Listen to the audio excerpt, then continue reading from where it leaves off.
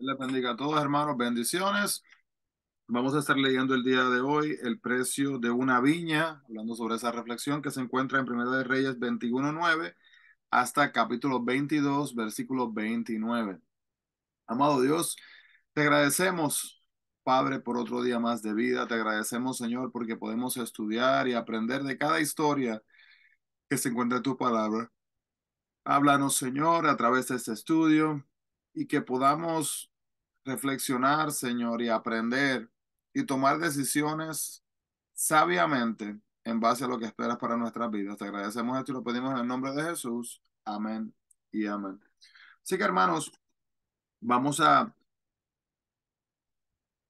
comenzar un poquito diferente.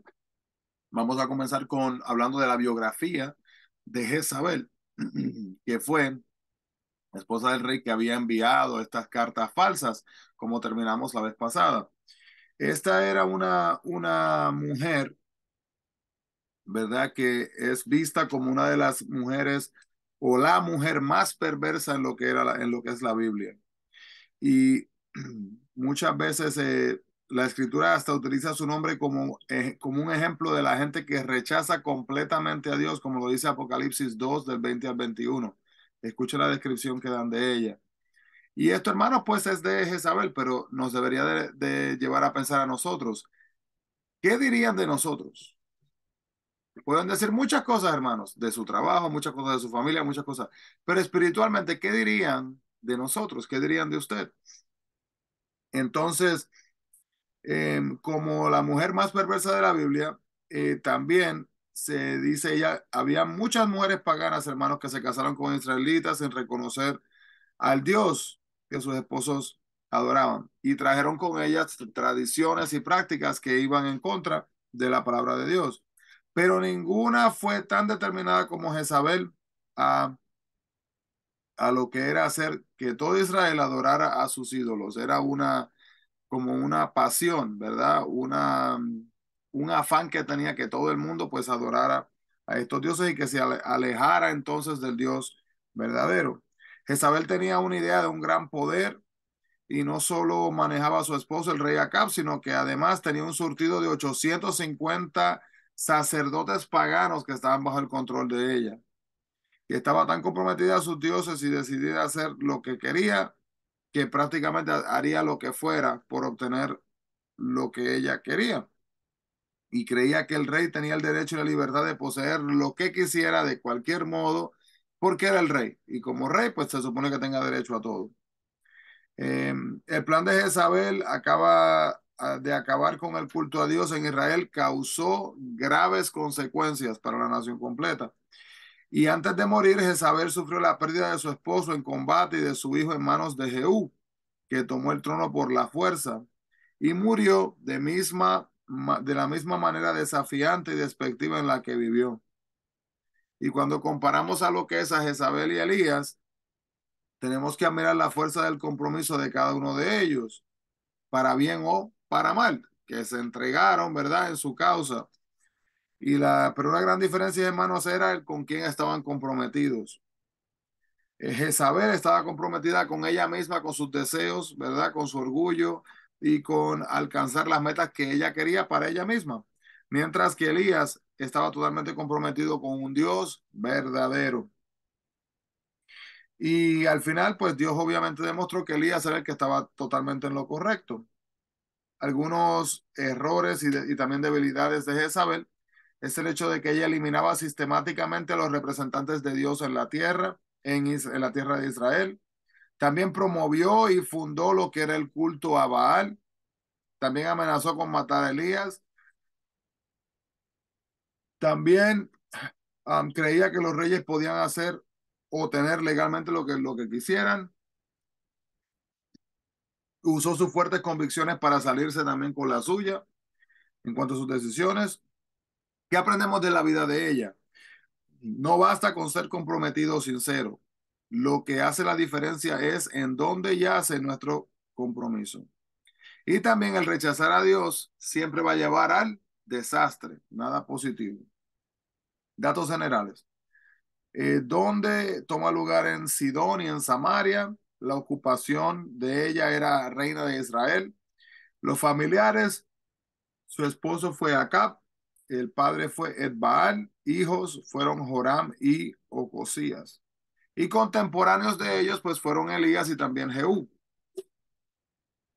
Y vamos entonces, hermanos, asimismo a entrar aquí rapidito de lleno a esta sección.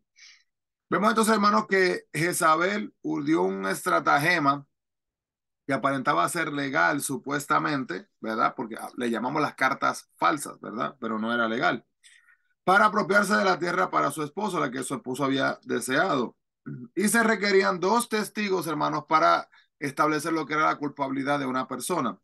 Y el castigo por blasfemia, hermano, era muerte, siendo apedreado para que la persona muriera. Y hoy día aquellos que tuercen la ley también y los procedimientos legales para conseguir lo que desean pueden ser más sofisticados al hacerlo, pero aún también son culpables de lo que es el mismo pecado. Disculpen. Para el cumplimiento de estos versículos, hermanos, podemos ver en el capítulo 22, el 38, se puede ver ahí, el 22, 38, donde los perros lamieron la sangre de Acab, y en Segunda de Reyes 9:30, hasta el 10:28, donde Jezabel y el resto de su familia de Acab también fue totalmente destruida.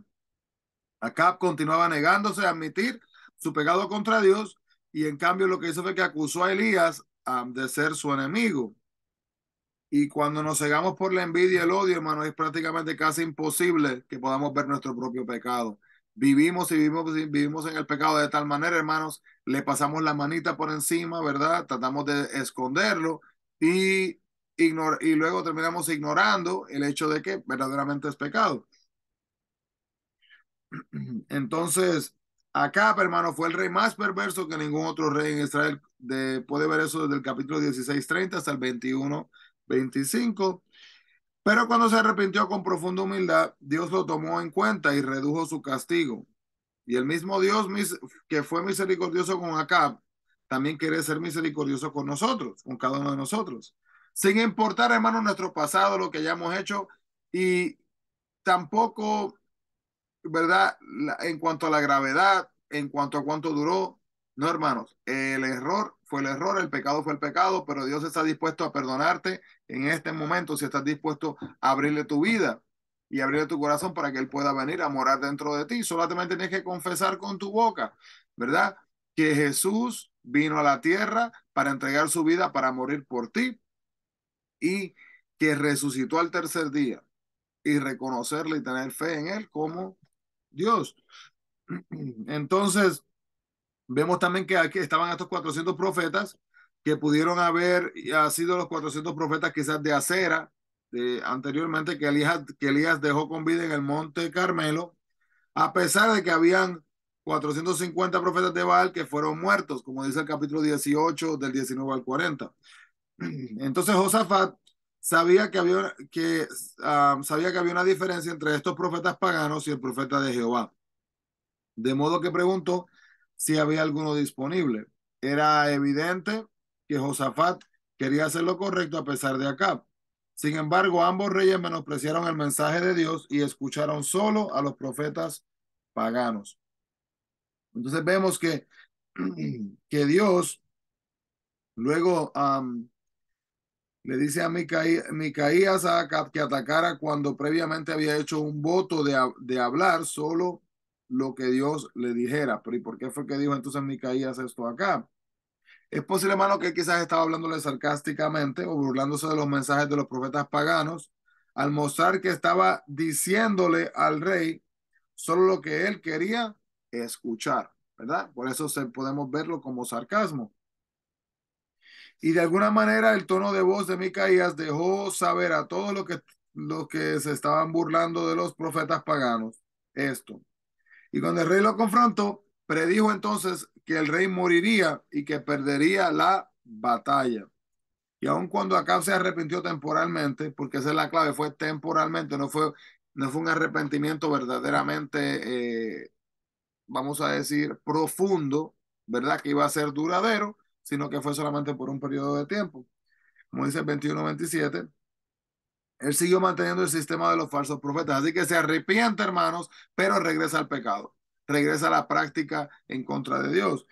Y estas cosas serían instrumentarían el camino hacia su propia ruina. Y luego Micaías tuvo una visión en la que pudo ver una imagen, eh, aparentemente en base a lo que se ve, de un incidente verdadero que había sucedido en el cielo. O quizás una parábola, ¿verdad? Un mensaje de lo que estaba ocurriendo en la tierra. Entonces, ilustrando que la influencia seductora de los falsos profetas iba a ser parte del juicio de Dios sobre Acab, ya que ya sea que Dios estuviera en enviar a un ángel disfrazado o no, utilizó el sistema de los falsos profetas para tender una trampa a Acab en su pecado. El espíritu mentiroso simbolizaba la forma de la vida de estos profetas, quienes dijeron al rey solo lo que él quería escuchar. Ahora le pregunto esto a ustedes. ¿Acaso permite Dios que los ángeles seduzcan a las personas para hacer el mal? Dios, los ángeles. Para entender el mal, primero debemos de entender a Dios. Mire lo que dice el Salmo 11:7. Dice que Dios mismo es bueno. También vemos que Dios creó un mundo bueno que cayó debido al pecado del hombre, como dice Romanos 5:12. También vemos que algún día Dios volverá a crear el mundo y este será bueno otra vez, como lo dice Apocalipsis capítulo 21, versículo 1. Y también vemos que Dios es más fuerte que el mal, como lo dice Mateo 13 del 41 al 43 y Apocalipsis 19 del 11 al 21. También vemos que Dios permite el mal y por lo tanto tiene control sobre él. Así que si bien Dios nos creó, pero si bien Dios no creó el mal, ofrece la ayuda a aquellos que desean superarlo. ¿Okay? Y Mateo 11, 28 al 30 nos muestra esto. Y último, que Dios utiliza todo, tan bueno como malo, o tan sea bueno, tan sea malo, él usa lo necesario, hermanos, para poder alcanzar su meta y su plan. Para su propósito, como dice Génesis 5:20 o Romanos 8:28. Y la Biblia también nos muestra, hermano, un Dios que odia todo mal y que algún día acabará con él completamente porque ya no quiere más mal en la tierra, hermanos. Y para siempre, como lo dice Apocalipsis 20 del 10 al 15. Dios no induce a ninguno para volverse malo. Aquellos que se comprometen con el mal, sin embargo, pueden ser usados por Dios para que pequen aún más, para poder apresurar el juicio que se merecen, como lo dice en Éxodo capítulo 11, versículo 10. Nosotros no necesitamos entender, hermanos, cada detalle de cómo obra Dios para tener una confianza perfecta y en su poder absoluto sobre el mal y la bondad de Él hacia nosotros. Así que, hermanos, a pesar de las situaciones, de las circunstancias, de los obstáculos, de todo lo que confrontemos en nuestras vidas, hermanos, tenemos que darle la habilidad a Dios de que sea Él el que abra las puertas, el que cierre las puertas, el que nos guíe, el que nos ayude.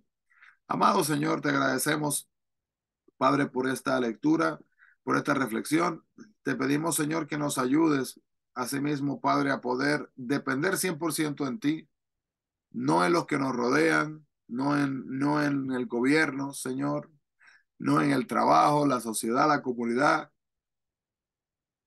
y de aún mismo, Padre, solamente en la familia, Señor, sino que tenemos que arraigarnos primero que nada a ti y después las otras cosas vendrán por añadidura. Te amamos, Señor, y agradecemos, Padre, por esta oportunidad de estudiar tu palabra. En el nombre de Jesús la pedimos todo, lo pedimos todo. Amén y amén.